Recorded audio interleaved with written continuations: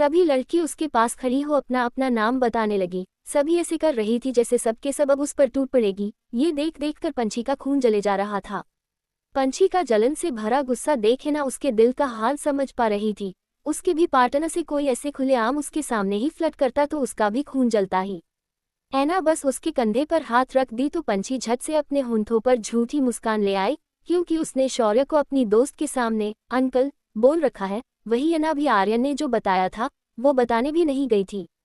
पंछी गुस्से में सबसे किनारे वाले सीट में जा बैठ गई।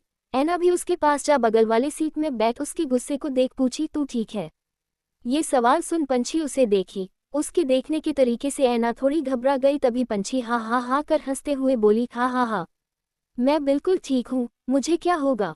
इतना कह वो अपना सिस्टम ऑन करने लगी। वही आज ऐना को पंछी की हरकत से डर लग रहा था। अब वो भी शांति बना अपना सिस्टम ऑन करने लगी। वही शौर्य के पास जो लड़कियां खड़ी थी, शौर्य सभी को जा अपने अपने सीट में बैठने का बोल दिया। सभी स्टूडेंट जा अपने अपने सीट में बैठने लगे। सभी के बैठने के बाद शौर्य क्लास स्टार्ट कर दिया। शौर्य सभी को समझाया जा रहा था। शौर्य के बताने के तरीके से पूरा क्लास उसका फैन बनता जा रहा था। ऐना भी, उसने कभी नहीं सोचा था शौर्य के अंदर पढ़ाने का इतना अच्छा क्वालिटी होगा। वो शौर्य को एकटक देखने लगी। वही जब पंछी ने देखा सारी लड़कियां उसके शौर्य को घूर घूर कर देख रही थी तो जानबूझकर पंछी चिल्लाते हुए रो रो कर बोलने लगी, बू मेरा पेट। तभी शौर्य पढ़ाना छोड़ उसके तरफ देखा। वही क्लास के सभी स्टूडेंट्स भी उसके तरफ देखे। शौर्य उसके पास जा घबराते हुए पूछा, क्या हुआ तुम्हें? वही ऐना भी उसे पकड़ी हुई थी। जब शौर्य ने सवाल किया तो बस कराहते हुए पंछी रोने लगी। तो आखिर में शौर्य के पास कोई ऑप्शन नहीं बचा था, वो उसे अपने गोद में उठाने को था। पर तभी कंप्यूटर लैब में किसी काम से यश आया हुआ था। अपनी बहन का रोना सुन उसके पास जा यश पूछा, क्या हुआ पंछी? अपने भाई को देख पंछी अपने मन में बोली, यश भाई को अभी ही आना था। इतना कह वो अब बस बोल दी, पेट दर्द कर रहा है। पंछी के बोलने के तरीके में बदलाव देख शौर्य उसे घूर कर देखा। फिर अपने मन में ही बोल पड़ा, अभी तो इतने दर्द में थी कि बोल ही नहीं पा रही थी, अब इतना जल्दी इतनी ठीक हो गई कि बोल पा रही है। वही यश उसके हाथ को पकड़ उसे खड़ा कर उसका हेल्प कर उसे अपने साथ ले जाने लगा। शौर्य बस देखता ही रह गया। उसे पता था यश उसका भाई है, पर उसे बिल्कुल भी अच्छा नहीं लग रहा था। तभी उसका दोस्त नमन भी जो आ रहा था यश को ऐसे ले जाता देख, वो भी पंछी का एक हाथ पकड़ा। जैसे ही यश के अलावा उसे कोई और छुआ, शौर्य गुस्से में पंछी जिस चेयर पर बैठी थी एक लात जोर कर दे मारा। शौर्य के ऐसे करने से बगल में बैठी ऐना घबरा कर खड़ी हो गई। वही शौर्य जिसका चेहरा शैतान की तरह खौफनाक हो गया था, वो ऐना की तरफ देखा, फिर अपने होंठों पर झूठा मुस्कान लाना चाहा, पर अब वो और डरावना लग रहा था। पर वो डरावने हंसी के साथ बोल पड़ा, सॉरी, गलती से हो गया, तुम बैठ जाओ। ये सुन डरते हुए ही बैठ, ऐना अपने मन में बोली, दोनों के दोनों ही साइको है, एक दूसरे के लिए। वही शौर्य बीच में जा सबको समझाने लगा, पर समझाने से ज्यादा उसका ध्यान पंछी पर लगा था। अचानक से पूरा क्लासरूम का माहौल गर्म हो चुका था। हंसते खेलते माहौल में सभी स्टूडेंट भी अब शांत हो सुन रहे थे। वही दूसरी तरफ यश नमन उसे कॉलेज क्लिनिक ले जाने लगा तो पंछी झट से बोल पड़ी, मैं अब ठीक फील कर रही हूँ, आप लोग जा सकते हो। ये सुन यश बोल पड़ा, नहीं, एक बार चल चेक करवा लो। इतना कह यश उसे जबरदस्ती ले जाने लगा तो मजबूरन पंछी को अपने भाई के साथ जाना ही पड़ा। तीनों क्लिनिक के अंदर चले गए थे। वहां डॉक्टर थे नहीं तो यश बोल पड़ा, मैं डॉक्टर भैया को बुला कर आता हूँ। डॉक्टर बहुत यंग था इसलिए सब उसे भैया बुलाते थे। वही यश के जाने के बाद सिर्फ नमन और पंछी बचे थे। वही दूसरी तरफ क्लास में शौर्य का खून जले जा रहा था। आखिर में उसने सभी को कुछ टास्क दे क्लास से बाहर निकल क्लिनिक जाने लगा। इस कॉलेज के एक एक जगह से शौर्य बहुत अच्छे से वाकिफ था, होता भी क्यों नहीं। एक टाइम में वो इसी कॉलेज में जो था, कुछ ही वक्त में शौर्य क्लिनिक पहुंच जैसे ही अंदर गया देखा नमन पंछी के होंठ को पकड़ा उसे कुछ बोले जा रहा है। तभी शौर्य अपने कठोर आवाज में बोला, क्या चल रहा है यहाँ? नमन झट से उसके हाथ से अपना हाथ हटा बोला, कुछ नहीं सर। वो इससे आगे वो कुछ कहता शौर्य उसे कठोरता से देख बोला, अपने क्लास जाओ। ये सुन वो शांति से जाने लगा। उसके जाते ही शौर्य उसके पास जा उसके कमर को पकड़ अपने करीब कर कठोरता से पूछा, क्या कर रहा था वो तुम्हारे साथ? पंछी को बड़ा सुकून मिल रहा था। अभी शौर्य को ऐसा जलता देख पंछी पूरा बड़ा चढ़ाकर बोल दी, एक जवान लड़का और लड़की अकेले क्या करते हैं? ये सुन शौर्य उस पर चिल्लाने ही वाला था, पर तभी उसे दो लोग बात करते हुए अंदर आने का आवाज आया तो वो पंछी से दूर हो गया। वही यश डॉक्टर के साथ अंदर आया। तभी यश शौर्य की तरफ देखा। वही डॉक्टर जा उससे पूछा, क्या हुआ तुम्हें? पंछी को समझ नहीं आ रहा था वो क्या बोले, तभी शौर्य बोल पड़ा, बोलो पंछी। पंछी शौर्य को घूर कर देखी, वही यश भी बोल पड़ा, हाँ पंछी बोलो। पंछी चिल्लाकर बोली, मैं ठीक हूँ, मुझे कुछ नहीं हुआ है। वही यश बोल पड़ा, पर तेरा तो पेट दर्द दे रहा था ना, पर ठीक हो गया है। पंछी का जवाब सुन डॉक्टर बोल पड़ा, ठीक है, नेक्स्ट टाइम दर्द दे तो आ जाना। ओके। पंछी ने बस इतना ही कह दिया तो शौर्य यश की तरफ देख बोला, तुम्हें क्लास जाना चाहिए। इतना कह शौर्य पंछी की तरफ देख रुडली बोला, दर्द ठीक है तो क्लास चलो। ये सुन पंछी अपना सड़ा सा मुंह बना शौर्य को देखी, फिर जाने लगी। शौर्य भी उसके साथ जा रहा था। वही यश भी। फिर क्लिनिक से बाहर आने के बाद यश अपने क्लास के डायरेक्शन चला गया और शौर्य पंछी साथ जाने लगे। तभी शौर्य उसे कठोरता से देखा तो पंछी अपने चेहरे को मोड़ ली। पंछी का एटीट्यूड देख शौर्य उसे गुस्से में बोलने ही जा रहा था, पर पंछी जमीन में बैठ कसके अपने पेट को पकड़ ली। उसे ऐसा करता देख शौर्य बोल पड़ा, लिटिल थिंग, फिर से मैं तुम्हारे नाटक में नहीं आऊंगा, खड़ी हो वो। पर पंछी खड़ी नहीं हो रही थी तो शौर्य उसे गुस्से से भरे नजर से देखा, फिर उसके हाथ को पकड़ उसे झटके से उठा। उसे सुनाने ही जा रहा था, पर वो कुछ कहता इससे पहले ही पंछी बेहोश हो गई। तो शौर्य उसे मजबूती से पकड़ लिया, पर उसे गुस्से में बोलने लगा, पंछी नाटक करना बंद करो, मैंने कहा था ना मेरे अलावा तुम किसी भी लड़के को अपने नज़र को उठाकर भी देखी तो। इतना कह शौर्य उसे आगे कर उसे हिलाते हुए बोला, मैं उसे। इतना ही वो उसे कहा ही था तभी उसे उसके चेहरे से बहुत पसीना आता नजर आने लगा। ये देख वो झट से उसे अपने गोद में उठा क्लिनिक ले जाने लगा। शौर्य पंछी को फिर लेकर आया तो डॉक्टर उसकी तरफ देखा, तभी वो पूछ पड़ा, ये बेहोश कैसे हो गई? पता नहीं। शौर्य का जवाब सुन डॉक्टर ने उसे उस जगह से बेड के पास ले गया। दोनों अंदर आ गए। शौर्य पंछी को बेड पर लेटा दिया।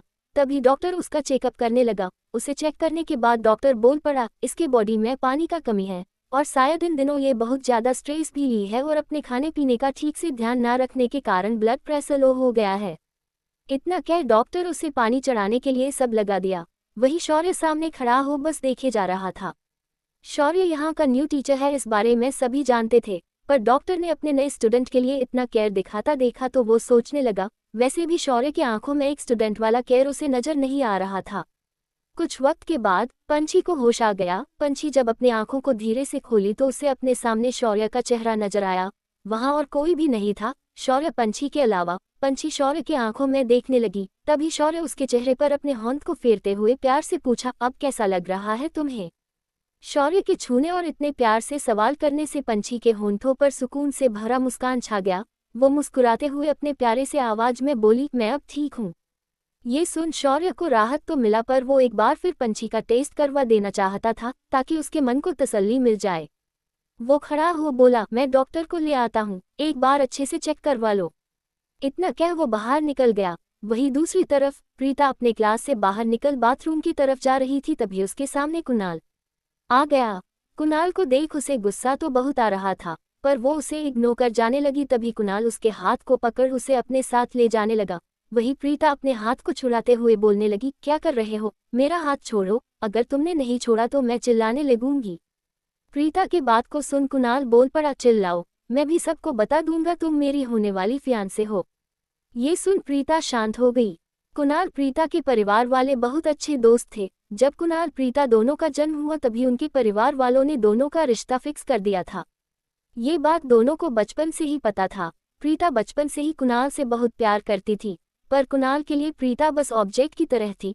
वो प्रीता को हमेशा अपना झूठा प्यार दिखाया था और एक दिन वो कुणाल को किसी और लड़की के साथ देख ली। पहले विश्वास करना उसके लिए कठिन था, पर धीरे धीरे उसे कुणाल के बारे में सब कुछ पता चलता गया। कुणाल प्ले बॉय था, वो अपनी गर्लफ्रेंड अपने कपड़े को तरह बदलता। उसके बारे में सब जानने के बाद प्रीता अपने परिवार वालों को उसका सच्चाई बताना चाहती थी, पर उसी वक्त उसके डेट को अचानक से कुछ हो गया जिस कारण उनका पूरा शरीर पैरालाइज हो गया और वो हॉस्पिटलाइज हो गए। फिर उसके डैड का पूरा बिजनेस कुणाल के डेट संभालने लगे। अब प्रीता बस अपने डेट के ठीक होने का इंतजार कर रही थी। प्रीता इस रिश्ते से बस निकलना चाहती, पर इस रिश्ते से निकलने के लिए उसके डेट का ठीक होना बहुत जरूरी है। कुणाल प्रीता को अपने साथ कॉलेज के पीछे एरिया में ले गया जहां कोई जल्दी आता जाता नहीं था। प्रीता को कुणाल का इंटेंशन ठीक नहीं लग रहा था। वही कुणाल उसके चेहरे को छूते हुए बोला, कुछ दिन में तुम 18 साल की हो जाओगी, फिर हम दोनों का एंगेजमेंट हो जाएगा। ये सुन प्रीता को बहुत गुस्सा आने लगा। वो अपने घृणा से भरे नजर से देखी तभी कुणाल अपने अंगूठे से उसके होंठों को छूते हुए बोला, प्रीता तुम्हारा ये घमंड उसके बाद मैं तोड़कर रख दूंगा। इतना कह उसे गंदे तरीके से छूना शुरू कर दिया तो प्रीता उसे खुद से दूर धकेल दी। प्रीता के ऐसे करने से कुणाल को बहुत गुस्सा आने लगा। वो अपने हाथ को उस पर उठाने ही जा रहा था, तभी उसके हाथ को हवा में ही किसी ने रोक दिया। वो पीछे मुड़ गया, सामने यश को देख बोल पड़ा, क्या कर रहे हो यश, मेरा हाथ छोड़ो। ये सुन यश बोल पड़ा, क्यों छुड़ाने का हिम्मत नहीं है तेरे पास? ओह हिम्मत होगा भी कैसे, जो अपना मर्दानगी सिर्फ लड़कियों के ऊपर ही झाड़ सकता है, वो ना मर्द मुझ जैसे जवान हैंडसम से थोड़ी लड़ सकता है। इतना कह उसने कुणाल का हाथ छोड़ दिया। तभी कुणाल उसके तरफ कठोरता से देख बोला, यश तू मेरा दोस्त है। इससे आगे वो कुछ कहता इससे पहले ही यश बोल पड़ा था, अब नहीं हूँ, तेरे जैसे कमीना दोस्त होने से अच्छा है मैं दोस्त ही ना बनाऊं। इतना कह वो आगे कदम बढ़ा, प्रीता का हाथ पकड़ अपने साथ ले जाने लगा। तभी कुणाल बोल पड़ा, वो मेरी होने वाली फियांसे है, तुम उसे नहीं ले जा सकते हो। ये सुन अपने चेहरे को मोड़ हंसते हुए ही यश बोला, होने वाली है, हुई तो नहीं है ना, वैसे हुई भी होती तो भी मैं ले जाता, रोक सकता है तो रोक ले। कुणाल यश के साथ कुछ बुरा नहीं कर सकता था। कॉलेज में यश का पॉपुलैरिटी उससे कई गुना ज्यादा था, साथ ही अभी नए प्रोजेक्ट में उसके डेड यश के डेड के साथ काम कर रहे थे। अगर वो यश से पंगा मोल लेता है तो असर उसके डेड की कंपनी पर जाएगा, और तो और पहले से ही प्रीता को खुश रखने का वार्निंग उसके डैड की तरफ से उसे मिल चुका है। अगर उसके डेड को ये सब पता चलता है तो घाटा उसी का है, इसलिए वो चुप रह पंगा ना लेने में ही समझदारी समझा। वही यश प्रीता को अपने साथ ले जाने लगा। आधा दूरी आने के बाद प्रीता उससे अपने हाथ को छुड़ा ली तो यश उसके तरफ देख पूछा, क्या ये सच है, तुम उस घटिया इंसान के साथ एंगेजमेंट करने वाली हो? हाँ। इतना कह प्रीता जाने लगी तभी यश उसके हाथ को पकड़ उसे जाने से रोक बोला, पर क्यों? प्रीता इसका जवाब उसे नहीं देना चाहती थी। वो बस बोल पड़ी, तुम्हें मेरे लाइफ के मैटर पर सवाल जवाब करने का कोई राइट्स नहीं है। ये सुन यश उसके हाथ को छोड़ बोला, राइट, पर एक दिन ये हक तुम ही दोगी। इतना कह यश जाने लगा। वही प्रीता उसकी तरफ बस एकटक देखने लगी, उसके आंखों में आंसू भर चुका था। वो अपने क्लास जाने लगी। वही डॉक्टर ने पंछी का एक बार फिर अच्छे से चेकअप कर लिया, फिर उसे अपना ख्याल रखने का बोल दिया। उसके बाद पंछी अपने क्लास जाने लगी। वही शौर्य एक कॉल अटेंड करने चला गया था तो वो क्लिनिक आया तो देखा पंछी जा चुकी है। ये देख अपने आप में ही शौर्य बुड़बुड़ाया, मेरे बिना ही चली गई, जब से कॉलेज आई है तब से ही बहुत पर निकल आए हैं इसके। इतना कह वो चिढ़ते हुए चला गया। धीरे धीरे टाइम पार होने लगा, छुट्टी का बेल बज चुका था। प्रीता के पूरे क्लास के स्टूडेंट ग्राउंड चले गए। यश के कहने पर कुणाल को फ्रेशर डे से रिलेटेड हर चीज से बाहर कर दिया गया था, बस वो फंक्शन अटेंड कर सकता था। यश फिर फ्रेशर का रोल बता दिया, सभी स्टूडेंट को अपने पार्टनर्स के साथ आना है और गेम्स वगैरह से रिलेटेड सब कुछ बताने के बाद स्टूडेंट्स को जाने का बोल दिया। सब कुछ बताते वक्त यश का ध्यान बस प्रीता पर ही टिका था, पर प्रीता अपने नजरों को झुकाए खड़ी थी। वही दूसरी तरफ पंछी ऐना प्रीता के आने का कॉलेज गेट के पास इंतजार कर रही थी। तभी शौर्य अपने कार को ड्राइव करते हुए गेट के पास आ अपने कार को पंछी के पास रोक अपने कार के शीशे को नीचे कर बोला, एक भी दवाई मिस नहीं होना चाहिए। इतना कह शौर्य निकल गया। वही पंछी अपना सड़ा सा मुंह बना दी थी। तभी ऐना पूछ पड़ी, यार ये इतना अमीर है फिर प्रोफेसर का जॉब क्यों कर रहे हैं?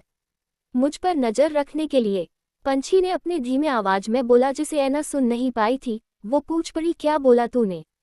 अपने चेहरे पर बड़ा सा मुस्कान ला पंछी बोली, मुझे क्या पता, शायद पैसे का भूखा हो। ये सुन ऐना मुस्कुराने लगी। तभी प्रीता वहां गई, फिर तीनों हॉस्टल जाने के लिए निकल गए। प्रीता का मूड आज दोनों को ही ठीक नहीं लग रहा था। दोनों एक दूसरे को देखी, फिर प्रीता से पूछना चाही, पर तभी प्रीता बोल पड़ी, नया मॉल खुला है, शॉपिंग करने चले। प्रीता को शॉपिंग करना पसंद नहीं, पर उसका मूड ऑफ होता तो वो ऐसा कुछ कर लिया करती थी। प्रीत का मूड ठीक करने के लिए दोनों ने ठीक है कह दिया।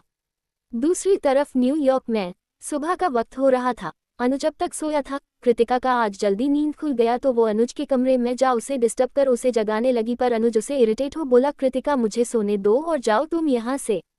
ये सुन कृतिका का चेहरा लटक गया। वो उदास होकर खड़ी हो गई, फिर मुड़ जाने को थी, पर तभी अनुज उसके हाथ को पकड़ बिस्तर पर खींच लिया। उसे अपने बाहों में भरने के बाद अनुज प्यार से बोला, चलो शादी कर लेते हैं। अनुज का ये बात सुन कृतिका मुस्कुराते हुए बोली, अच्छा जी, पर शादी के लिए हम दोनों का एज सुटेबल नहीं है। कृतिका का जवाब सुन अफसोस से भरा सांस छोड़ बोला, एज सेट नहीं होना चाहिए यार।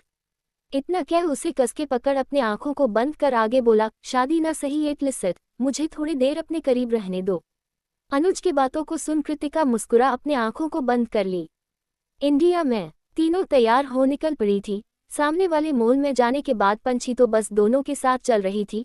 वो जल्दी कभी शॉपिंग करती नहीं थी, क्योंकि उसकी मम्मा ही उसके लिए क्यूट क्यूट जैसा उसे पसंद था, बिल्कुल वो सब ले आती थी।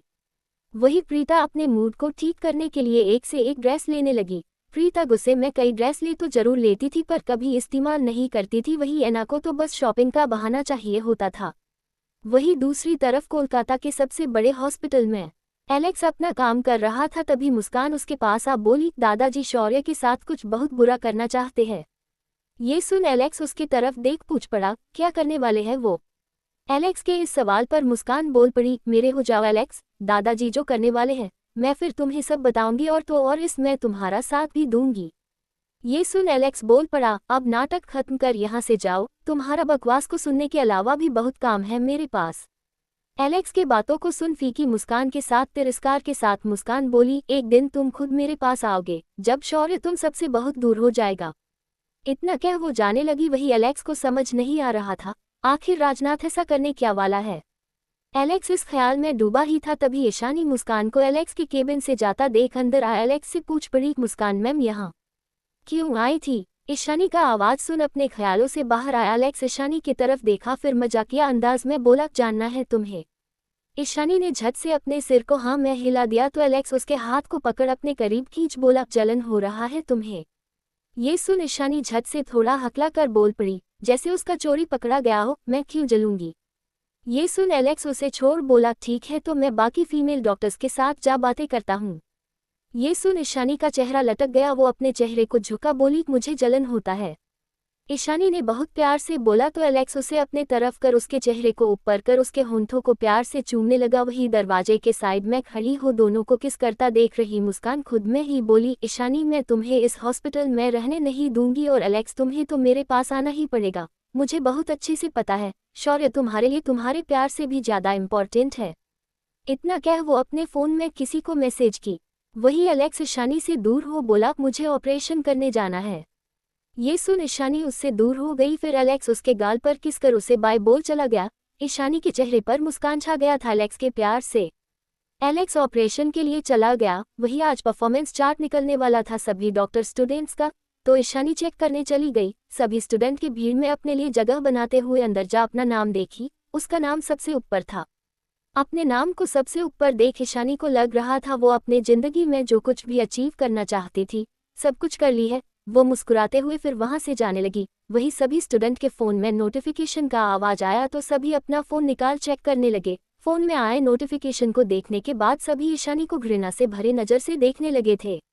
वही ईशानी तो अपनी खुशी में खोई थी, तभी उसका नजर सभी स्टूडेंट्स की तरफ पड़ा। उसे ऐसे घूर रहे थे तो ईशानी को समझ नहीं आ रहा था आखिर ये लोग उसे ऐसे घूर क्यों रहे हैं।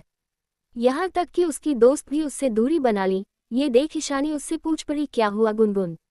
ईशानी का सवाल सुन गुनगुन उसे घृणा से देखते हुए बोली, मैं कभी नहीं सोची थी ईशानी तू टॉप में आने के लिए ऐसा कुछ करेगी। ईशानी को कुछ समझ नहीं आ रहा था अचानक से हुआ क्या। तभी गुनगुन अपने फोन को ईशानी के तरफ कर दी। ईशानी ने जब एलेक्स और उसके किस का तस्वीर देखी तो वो हैरान हो गई। वही गुनगुन तस्वीर दिखाते हुए गुस्से में बोली, ईशानी एलेक्स सर मुस्कान मैम के बॉयफ्रेंड है और तू टॉप में आने के लिए उनके साथ। इतना कह वो अपने फोन को अपने जेब में रखते हुए मुड़ उससे दूरी बनाते हुए बोली, आज से मैं तेरी जैसी गिरी हुई लड़की की दोस्त नहीं हूँ। पूरे स्टूडेंट को यही बात पता चला था कि एलेक्स और मुस्कान कपल है। सभी को ये नहीं पता था कि मुस्कान उसकी एक्स गर्लफ्रेंड है। ये सब देख उसकी दोस्त का बात सुन ईशानी की आंखों में आंसू भर गया। ईशानी ने सबकी तरफ देखा, सभी उसे घृणा से भरे नजर से देख रहा था। ईशानी सभी का ये नजर अपने लिए बर्दाश्त नहीं कर सकती थी। वो रोते हुए वहां से भागते हुए सभी की नजरों से बहुत दूर जाने लगी। वही दूसरी तरफ तीनों का शॉपिंग हो गया था। शॉपिंग के बाद तीनों रेस्टोरेंट जाने का सोची। तीनों में किसी का भी हॉस्टल का खाना खाने का मन बिल्कुल भी नहीं था। तीनों रेस्टोरेंट जाने के लिए ऑटो ले ली। कुछ ही वक्त में ऑटो रेस्टोरेंट के पास जा रुका। तीनों ऑटो से बाहर निकल ऑटो वाले को पैसा दे दिए। पैसा देने के बाद तीनों अंदर जा ही रही थे। वही अपने बाइक से यश नमन के साथ वही रेस्टोरेंट आ अपने बाइक को साइड में लगा। बाइक से दोनों उतर गए, फिर रेस्टोरेंट के अंदर जाने लगे। तभी दोनों का नजर उन तीनों पर गया तो यश पंछी को आवाज दे दिया, पंछी। यश का आवाज सुन पंछी के जाते कदम रुक गए। उसके साथ प्रीता और ऐना के कदम भी रुक गए थे। वही दोनों फिर उन तीनों के पास गए। यश का नजर प्रीता पर गया, वही प्रीता एक नजर यश पर गया तो वो झट से अपने चेहरे को मोड़ ली। प्रीता का ऐसा करना यश को बिल्कुल भी अच्छा नहीं लगा। वही पंछी अपने यश भाई से पूछ पड़ी, तुम यहाँ क्या कर रहे हो? जो तुम करने आए हो अब चले अंदर। ये सुन पंछी बस मुस्कुरा दी। फिर सभी साथ अंदर जा 5 सीट वाले जगह पर जा बैठ गए। यश प्रीता के बगल में बैठ गया था, वही यश को अपने बगल में बैठा पा प्रीता को बहुत अनकंफर्टेबल महसूस हो रहा था। प्रीता को ऐसे अनकंफर्टेबल देख ऐना उससे पूछ पड़ी, क्या हुआ प्रीता? ऐना के सवाल का क्या जवाब दे प्रीता उसे समझ नहीं आ रहा था। वो फिर बस मुस्कुराकर इतना ही बोल दी, कुछ नहीं। ये सुन ऐना ने आगे कुछ नहीं पूछा। फिर सभी अपना अपना डिश सेलेक्ट कर ऑर्डर दे दिए। ऑर्डर आने में वक्त था तो पंछी बोल पड़ी, जब तक ऑर्डर नहीं आता हम लोग कोई गेम खेले। पंछी के इस बात पर सब एग्री हो गए, पर खेला क्या जाए? तभी प्रीता बोल पड़ी, बैठे बैठे तो बस गाना ही गाया जा सकता है। ये सुन झट से पंछी अपने उंगली को सबकी तरफ करते हुए बोलने लगी, बैठे बैठे क्या करना है? करना है कुछ काम, शुरू करो अंताक्षरी लेके हरि का नाम। पंछी का उंगली नमन के पास जा रुका तो नमन सभी की तरफ देखा, पर उसका नजर तो पंछी पर जा फिर अटक गया। उसके मुस्कुराते चेहरे को देख नमन गाने लगा, मुस्कुराने की वजह तुम हो, गुनगुनाने की वजह तुम हो। जिया जाए ना, जाए ना, जाए ना। ओ रे पिया रे, ओ रे लम्हे तू कहीं मत जा, हो सके तो उम्र भर थम जा। जिया जाए ना, जाए ना, जाए ना। ओ रे पिया रे। नमन ने अपने पूरे गाने को खत्म कर दिया तो उसके बगल में बैठी पंछी की तरफ ऐना पॉइंट कर बोली, पंछी अब तेरा टर्न है, रसेगा। ये सुन पंछी सोचने लगी वो कौन सा गाना गए, तभी उसके दिमाग में गाना आया तो झट से गाना शुरू कर दी, रूप तेरा मस्ताना प्यार मेरा दीवाना, रूप तेरा मस्ताना प्यार मेरा दीवाना, भूल कोई हमसे ना हो जाए। रूप तेरा मस्ताना प्यार मेरा दीवाना, भूल कोई हमसे ना हो जाए। पंछी के गाने पर सभी गाना शुरू कर दिए। रात नशीली मस्त समा है, आज नशे में सारा जहां है। रात नशीली मस्त समा है, आज नशे में सारा जहां है। हाय शराबी मौसम बहकाए, रूप तेरा मस्ताना प्यार मेरा दीवाना, भूल कोई हमसे ना हो जाए। पूरा गाना खत्म हो गया तो पंछी यश की तरफ पॉइंट कर बोली, भैया तुम्हारा टर्न, जल्दी स्टार्ट करो। पंछी के बातों को सुन यश अपने एक नज़र से प्रीता को देखा, फिर सामने रखे चम्मच को उठा शीशे के ग्लास पर धीरे धीरे बजाते हुए गाना शुरू कर दिया। ये रेशमी जुल्फे, ये शरबती आंखें, इन्हें देखकर जी रहे हैं सभी, इन्हें देखकर जी रहे हैं सभी। ये रेशमी जुल्फे, ये शरबती आंखें, इन्हें देखकर जी रहे हैं सभी, इन्हें देखकर जी रहे हैं सभी। गाना गा बजाते हुए यश प्रीता की तरफ देखा तो प्रीता अपने नजरों को झुका ली, वही यश आगे का गाना गाया। जो ये आंखें शर्म से झुक जाएंगी, जो ये आंखें शर्म से झुक जाएंगी, सारी बातें यही बस रुक जाएंगी। चुप रहना ये अफसाना, कोई इनको ना बतलाना, कि इन्हें देखकर पी रहे हैं सभी, इन्हें देखकर पी रहे हैं सभी। आगे की लाइन को गाते हुए उसे देखना बंद कर यश बस बजाते हुए गाने लगा। यश बहुत अच्छा सिंगर था, वहां बैठे सभी लोग खाते हुए उसका सॉन्ग सुनने लगे। जुल्फे मगरूर इतनी हो जाएंगी, जुल्फे मगरूर इतनी हो जाएंगी, दिल को तड़पाएगी जी को तरसाएगी, ये कर देंगी दीवाना, कोई इनको ना बतलाना, कि इन्हें देखकर जी रहे हैं सभी, इन्हें देखकर जी रहे हैं सभी। यश का गाना खत्म हो चुका था, पूरा रेस्टोरेंट यश के गाने पर ताली बजाने लगा। उनका ऑर्डर किया गया डिश भी आ चुका था। यश के गाने से वहां आए लोग के साथ साथ वहां काम कर रहे लोग भी बहुत खुश थे। सर्वेंट डिश रख सभी को सर्व करने लगा। कुछ ही वक्त में सर्वेंट सबका डिश सर्व कर दिया, फिर वहां से चला गया। पंछी फिर अपना खाना खाने लगे, तभी यश बोल पड़ा, प्रीता अब तुम्हारी टर्न है। ये सुन प्रीता खाने को खाते हुए बोली, खाते हुए कौन गाना गा सकता है जो हारना ना चाहे। यश का बात सुन प्रीता उसके तरफ देख बोली, मैं हार गई। प्रीता ने ये कहा तो यश ने आगे कुछ न कह शांति से अपना खाना खाने लगा, पर पंछी बोल पड़ी, क्या प्रीता खेल ना। उसके बोलने के बाद ऐना भी जिद करने लगी, खेल ना प्रीता, कितना मजा आ रहा है। पर प्रीता ना ही बोलने वाली थी, तभी यश बोल पड़ा, पंछी ऐना, इसे गाना ही नहीं आता है तो खेलेगी क्या। ये सुनते ही प्रीता उसे घूर कर देखी, फिर अपने चेहरे को मोड़ गाना शुरू कर दी, इश्क में हम तुम्हें क्या बताएं, किस कदर चोट खाए हुए हैं। इश्क में हम तुम्हें क्या बताएं, इश्क में हम तुम्हें क्या बताएं, किस कदर चोट खाए हुए हैं। इश्क में हम तुम्हें क्या बताएं, किस कदर चोट खाए हुए हैं। मौत ने हमको, हाँ मौत ने हमको, मौत ने हमको मारा है और हम जिंदगी के सताए हुए हैं। मौत ने हमको मारा है और हम जिंदगी के सताए हुए हैं। इश्क में हम तुम्हें क्या बताएं, प्रीता ने अपने गाना को जीतने दर्द से गया यश उसे बस देखता ही रह गया। प्रीता का गाना खत्म हो गया, फिर आगे खाते हुए ही अना गाने लगी। धीरे धीरे सभी का खाना खत्म हो चुका था और खेल भी यश बिल पे कर दिया। वही प्रीता वॉशरूम जाने लगी। यश जल्दी से बिल पे कर वो भी उस तरफ चल गया। वही बाकी लोग प्रीता यश के आने का इंतजार करने लगे। प्रीता तो वॉशरूम जा चुकी थी, वही यश गर्ल्स वॉशरूम से थोड़ा दूरी बना खड़ा हो गया। कुछ ही मिनटों में प्रीता वॉशरूम से बाहर आई तो उसने यश को देखा। यश को देख उसके पास जा पूछी, यहाँ क्या कर रहे हो? प्रीता के सवाल का जवाब यश उसके आंखों में देखते हुए बोला, मुझे तुमसे बात करना है। ये सुन गहरी सांस भर प्रीता बोली, अगर उस टॉपिक में बात करना चाहते हो तो सॉरी, मैं कुछ बात नहीं कर सकती हूँ, और हाँ, दोबारा मेरे और कुणाल के बीच आने का तुम्हें कोई जरूरत नहीं है। इतना कह वो जाने लगी, तभी उसका हाथ पकड़ यश उसे साइड के दीवार के पास ले जा दीवार से टिका। अपने गुस्से से भरे आवाज में बोला, मैं बीच में आऊंगा। ये सुन प्रीता उसके आंखों में देख सवाल की क्यों? प्रीता के सवाल पर यश उसके आंखों में देखने लगा। वही प्रीता भी उसके आंखों में देख रही थी, पर यश के आंखों में अपने लिए प्यार देख अपने चेहरे को झुका बोली, मत करो मुझसे प्यार। इतना कह उसे खुद से दूर कर वहां से जाने लगी। वही यश गुस्से में दीवार पर हाथ मार वो भी बाकी लोगों के पास जाने लगा। दोनों वहां आ चुके थे। दोनों के आने के बाद सभी रेस्टोरेंट से बाहर निकल गए। बाहर जाने के बाद यश ने ऑटो रुकवा दिया तो तीनों जा बैठ गए। तभी यश पंछी की तरफ देख बोला, ये मुंबई शहर है, अगर बाहर जाना हो तो एक बार मुझे बता जरूर दो। ये सुन पंछी ने बस ठीक है बोल दिया।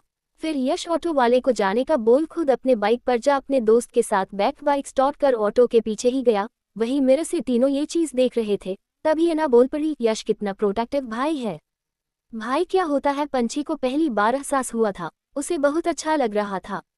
कुछ ही वक्त के बाद ऑटो हॉस्टल के पास जा रुका। फिर तीनों ऑटो से बाहर निकल गई। वही यश नमन बाई में हाथ हिलाया, फिर यश बाइक स्टार्ट कर निकल गया। वही दूसरी तरफ कोलकाता में एलेक्स ऑपरेशन कर बाहर आया। तभी उसका एक दोस्त उसके पास भागते हुए आ बोला, एलेक्स। अपने दोस्त रंजन का आवाज सुन उसकी तरफ देखा तो रंजन अपने फोन स्क्रीन को उसके तरफ कर एलेक्स को दिखाया। जब एलेक्स ने तस्वीर और कैप्शन में लिखा हुआ पढ़ा तो वो झट से रंजन के हाथ से फोन ले गौर से देख गुस्से में फोन जमीन पर फेंक दिया। जमीन में फोन पटकाते ही फोन टुकड़ा टुकड़ा हो जमीन पर फैल गया। वही रंजन अपने फोन को टुकड़े टुकड़े में बिखरा देख अपने मन में ही बोला, मेरे फोन ने ऐसा क्या किया था जो इसने मेरे बेचारे फोन का ही जान ले लिया। वो अपने मन में ये कह रहा था। वही एलेक्स गुस्से में जाने लगा। तस्वीर देख एलेक्स को समझने में देरी नहीं लगा था कि ईशानी के साथ क्या हुआ होगा। वो ईशानी के पास जाने लगा। वही विवेक ईशानी को कॉल किया था पर ईशानी कॉल नहीं उठाया। विवेक को अपनी बहन का चिंता सताने लगा। वो बार बार अपनी बहन को कॉल करने के बाद एलेक्स को कॉल किया पर एलेक्स भी अपना फोन नहीं उठा रहा था। विवेक को अपनी बहन का चिंता सताने लगा। तभी मिहिर रूम के अंदर आया तो विवेक को परेशान देख उसके पास जा पूछा, क्या हुआ विवेक? विवेक मिहिर की तरफ देख चिंता से बोला, ईशानी अपना फोन नहीं उठा रही है। ये सुन मिहिर उसके सिर पर हाथ रख बोला, एलेक्स को कॉल कर लो। वो भी कॉल नहीं उठा रहा है। दोनों ही कॉल नहीं उठा रहे हैं। ये चिंता का बात था, पर फिर भी मिहिर विवेक से बोल पड़ा, तुम टेंशन मत लो, मैं हूं ना। इतना कह उसके सिर से अपना हाथ हटा बोला, तुम आराम करो और बस मुझ पर भरोसा रखो। इतना कह मिहिर कमरे से बाहर जाने लगा। विवेक को मिहिर पर बहुत भरोसा था। उसे ये भी पता था मिहिर उसकी बहन का पता लगा लेगा, पर वो उसका भाई है, चिंता करना कैसे बंद करे। वही मिहिर हॉल में ईशानी का नंबर ट्रैक किया। लास्ट लोकेशन हॉस्पिटल ना ही हॉस्टल का शो हो रहा था। ये देख मिहिर एलेक्स का लोकेशन ट्रैक किया। वो हॉस्पिटल में ही था। मिहिर ये सब कर रहा था तभी शौर्य आ उसके बगल में बैठ गया। उसे लगा वो राजनाथ की एक्टिविटीज पर नजर रखे है, पर एलेक्स का नंबर ट्रैक देख शौर्य आश्चर्य से पूछा, तुम एलेक्स का नंबर क्यों ट्रैक कर रहे हो? शौर्य का आवाज सुन मिहिर उसके तरफ देख बोला, बॉस ईशानी कॉल नहीं उठा रही। नहीं एलेक्स, मुझे लगा दोनों साथ होंगी, पर ईशानी कॉलेज हॉस्टल में भी नहीं है ना हॉस्पिटल में। ये सुन शौर्य पूछ पड़ा, एलेक्स हॉस्पिटल में है? मिहिर थोड़ा परेशान हो बोला। तभी शौर्य बोल पड़ा, मैं वैभव से बात कर ईशानी का लोकेशन उसे सेंड करता हूँ। ये सुन मिहिर बोल पड़ा, थैंक यू बॉस। ये सुन फोन में नंबर निकालते हुए शौर्य बोला, थैंक यू का कोई जरूरत नहीं है, ईशानी मेरी भी बहन है। इतना कह उसने वैभव को कॉल लगा दिया। ये सुन मिहिर के होंठों पर मुस्कान छा गया। वही शौर्य का कॉल आता देख वैभव, जो अपने स्टडी रूम की जगह कमरे में बैठा काम कर रहा था ताकि कुसुम अपना कोई काम करने के लिए बेड से ना उठे और उसे कुछ चाहिए हो तो वो उसे ला कर दे। कुसुम जागी हुई ही थी। शौर्य का जैसे ही कॉल आया कुसुम उसके तरफ देखी। वही शौर्य का कॉल आता देख वैभव अपने मन में बोला, इसे रात को ही मेरा याद क्यों आता है? इतना कह वैभव कॉल उठा लिया ताकि कुसुम को कोई नया शक ना हो। वैसे भी जब से कुसुम प्रेग्नेंट हुई थी तब से ही वैभव को हर मिनट मिनट पर उसका मूड बदलता दिख रहा था। जैसे ही वैभव कॉल उठाया शौर्य अपना काम का बात बोलना शुरू कर दिया। ईशानी कॉल नहीं उठा रही, मैं उसका लास्ट लोकेशन तुम्हें भेज रहा हूँ, उसका पता लगाना। ये सुन वैभव बस एक शब्द बोला, ओके। इतना कह वैभव कॉल कर अपने असिस्टेंट को कॉल लगाया। इतनी रात को जब वैभव के असिस्टेंट का फोन बजा तो वो अपने आंख को मुश्किल से खोल अपने फोन को उठा। अपने सर का कॉल आता देख खुद में ही बोला, अब तो सर की भी बीवी है फिर भी सर को सुकून नहीं, पूरी रात खुद भी काम करते मुझे भी कराते। खुद में इतना कहा ही था तभी उसकी पत्नी बोल पड़ी, कौन है जी? सर। ये कह वो कॉल उठा साइड में चला गया। वही उसकी पत्नी फिर सो गई। दूसरी तरफ वैभव का असिस्टेंट हेलो सर बोला ही था कि तभी वैभव बोल पड़ा, मैंने तुम्हें लोकेशन भेजा है, वहां पहुंचो, और हाँ बाकी डिटेल्स भी मैं तुम्हें मैसेज कर दे रहा हूँ। इतना कह उसने कॉल कट कर दिया। तभी इरिटेट हो उसका असिस्टेंट बोले, रात को कौन काम करता है? वही दूसरी तरफ कुसुम पूछ पड़ी, कोई प्रॉब्लम आ गया है क्या वैभव? ये सुन खड़ा हो कुसुम के पास जा। वैभव प्यार से उसके चेहरे पर हाथ रख उसके माथे को प्यार से चूम बोला, जान फैक्ट्री में कुछ प्रॉब्लम आ गया है, मुझे जाना होगा। ये सुन कुसुम बोल पड़ी, ठीक है पर अच्छे से जाना। ये सुन मुस्कुराते हुए वैभव बोला, मेरा चिंता मत करो, बस अपना ख्याल अच्छे से रखना, मैं किसी सर्वेंट को भेज देता हूँ। ये सुन कुसुम झट से बोली, इसका जरूरत नहीं है, आप जाओ। कुसुम को ऐसे अकेला छोड़ जाने का मन बिल्कुल नहीं था। वैभव का परेशानी भी उसकी बेटी की ही तरह थी। अगर ईशानी की जगह कोई और बच्ची भी होती तो उसके लिए भी वैभव जाता ही। बाय बोल वैभव फिर निकल गया। वही हॉस्पिटल में एलेक्स पूरे हॉस्पिटल के एक एक मेंबर स्टूडेंट्स और जो अपने हॉस्टल चले गए थे उन सबको कॉन्फ्रेंस रूम बुलाया। सभी आ चुके थे। वही एलेक्स गुस्से में चेयर पर बैठा हुआ था। जब सभी उसके गुस्से से भरे मूड को देखे तो सबके सब डर से कांप रहे थे। कांपते भी क्यों नहीं, ये हॉस्पिटल कहने को एलेक्स की मॉम का था पर एलेक्स ही पूरे हॉस्पिटल को रन करता और सारे डिसीजन लेता था। एलेक्स की मॉम तो इंडिया ही बहुत कमाया करती थी। सभी को कठोरता से देख बैठने का इशारा किया तो सभी जा बैठ गए। तभी एलेक्स खड़ा हो मुस्कान के पास जा उसके हाथ को कसके पकड़ सबके बीच में ला उसे टेबल की तरफ धक्का दे दिया तो सभी मुस्कान को देखने लगे। वही एलेक्स अपने कठोर आवाज में बोला, बोलो। मुस्कान ठीक से खड़ी हो अपने नजरों को झुका बोली, मेरा और एलेक्स का ब्रेकअप बहुत पहले हो चुका है और मैंने। इतना बोल वो शांत हो गई। तभी एलेक्स चिल्लाकर बोला, आगे बोलो। ये सुन मुस्कान अपने दांतों को पिसते हुए बोली, मैंने दोनों का तस्वीर लिया ताकि ईशानी को इस हॉस्पिटल से निकाल सकूं। ये सुन सभी हैरान थे। सबको लगता था मुस्कान जैसी अच्छी लड़की डॉक्टर इस हॉस्पिटल में हो ही नहीं सकती है। मुस्कान का बोलना जैसे ही खत्म हुआ एलेक्स बोल पड़ा, ईशानी मेरी गर्लफ्रेंड जरूर है पर वो यहाँ अपने दम पर आई है और फर्स्ट पोजीशन भी अपने मेहनत से वो आई है, तो उस पर झूठे एलिगेशन लगाना बंद करो। इतना कह मुस्कान की तरफ कठोरता से देख बोला, तुमने हॉस्पिटल का कोई रूल्स तोड़ा नहीं है कभी, इसलिए यहाँ अब तक हो, पर ऐसा कुछ हरकत दोबारा करने की कोशिश की तो तुम्हें इस हॉस्पिटल से निकालने के लिए मैं किसी रूल्स या अथॉरिटी को लेना जरूरी नहीं समझूंगा। एलेक्स को पता था उसकी मॉम को मुस्कान बहुत पसंद है, क्योंकि मुस्कान की माँ और उसकी माँ दोनों बेस्ट फ्रेंड थी। इसी कारण मुस्कान अब तक इस हॉस्पिटल में है, नहीं तो एलेक्स उसे कब का इस हॉस्पिटल से बाहर फेंक देता। पर अब एलेक्स को इस बात का टेंशन होने लगा, कहीं उसकी मॉम को ये बात पता न चल जाए, क्योंकि उसकी मॉम चाहती है एलेक्स का शादी मुस्कान से हो जाए। एलेक्स के पास अपना टाइम वेस्ट करने का बिल्कुल भी वक्त नहीं था। वो झट से कॉन्फ्रेंस हॉल से बाहर निकल हॉस्पिटल से बाहर जा अपने कार में जा बैठ कार को रफ्तार से ले जाते हुए अपने फ़ोन को निकाला ही था। तभी विवेक मेहर का कॉल देख उसने विवेक को कॉल करने की जगह मेहर को कर दिया। मेहर का फ़ोन जैसे ही बजा वो झट से अपना फ़ोन देखा, एलेक्स का आता देख मेहर कॉल उठा, कॉल स्पीकर पर कर दिया। फिर वो हेलो बोलने ही वाला था, इससे पहले ही एलेक्स पूछ पड़ा, विवेक तेरे साथ है? नहीं। ये सुन एलेक्स बोल पड़ा, मुझे पता है तूने ईशानी का लोकेशन ट्रैक किया होगा, मुझे भेज। ये सुन मेहर पूछ पड़ा, हुआ क्या है पहले ये बता। एलेक्स बोल पड़ा, यार ईशानी को ढूंढना जरूरी है, बाकी सब बाद में भी बात हो जाएगा।